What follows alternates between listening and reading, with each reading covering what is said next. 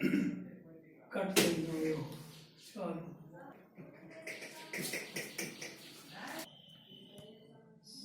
अनिल कुमार सरस्वती विद्या मंदिर शाहपुर पडोरीतः इदानीं संस्कृत कक्षायाम् अनुवाद प्रकरणं प्रचलति। अतः अहम अनुवाद विषये अद्य लङ् लकार भूतकाल विषये विधि व्याख्या करिष्यामि। मैं अनिल आचार्य जी आज अनुवाद के दूसरी कड़ी में लङ् लकार के कार्य और उसकी विधियों का व्याख्यान कर रहा हूं। सभी भैया बहन इसे ध्यान पूर्वक देखें, समझें और इसी प्रकार आगे बनाने का प्रयास करेंगे।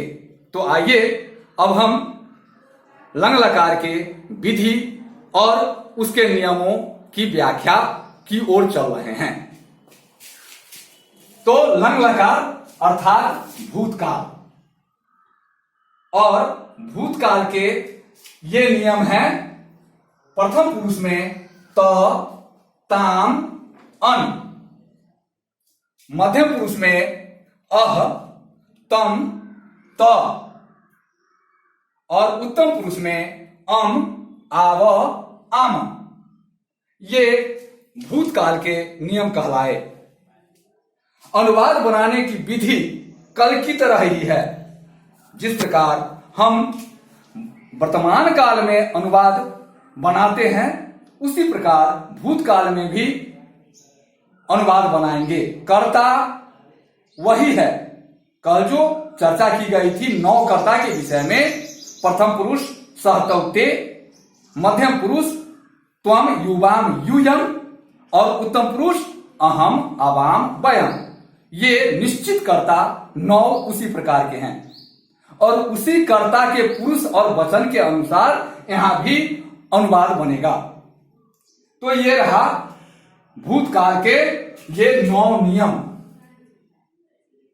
अब यहां प्रथम पुरुष के एक वचन में त में हलंत है, और मध्यम पुरुष के बहुवचन में त में हलंत नहीं है। इसलिए जब इससे धातु रूप बनेगा तो यहां पर आधा त का उच्चारण होगा, और मध्यम पुरुष के बहुवचन में पूरे त का उच्चारण होगा। फिर आगे क्रमशः चलते हैं।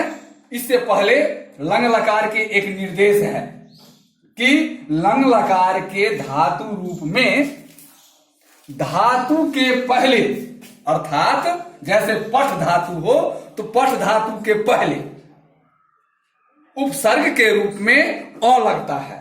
यहां लिखा हुआ है धातु के पहले अ लगता है। जैसे यहां धातु रूप बना हुआ है, ऊपर पठ धातु से बना हुआ है।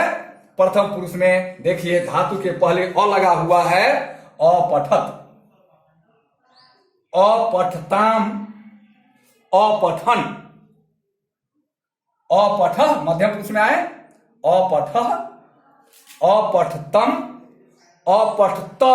अब दोनों का उच्चारण यहां देखा जाए, यहां है अपठत आधा तो, और यहां है अपठत अर्थात पूरा तो दोनों के उच्चारण में जो अंतर है उस अंतर को हम अवश्य ध्यान में रखेंगे। उत्तम पुरुष में अपठम, अपठाव, अपठाम। अब आप समझ गए होंगे यहां जो लिखा हुआ है धातु के पूर्व जो अ लगता है, ये सभी धातु के पूर्व अ लगा हुआ है। ये भूतकाल के धातु रूप का पहचान है। जिस धातु के पहले अ लग जाए तो आप समझ जाएंगे वह धातु रूप भूतकाल लङ् लकार का ही है। अब एक दूसरे खाद धातु से बनाते हैं, अखादत। हाँ, तो यहां पठ धातु से रूप बनाया गया है, और मैंने कल बताया था कि अब पठ धातु की तरह ही यदि आप खाद धातु से बनाना चाहेंगे, दृश्य धातु से बनाना चाहेंगे, चल धातु से बनाना चाहेंगे, भ्रम धातु से बनाना चाहेंगे, तो इसी नियम के अनुसार सभी धातुओं के रूप बनेंगे। मैं इस पठ धातु की तरह ही खाद धातु पर एक मौखिक उच्चारण कर रहा हूं, आप केवल सुने और समझे। जैसे यहां पठ है, अब हमें यहां खाद से बोल रहे हैं।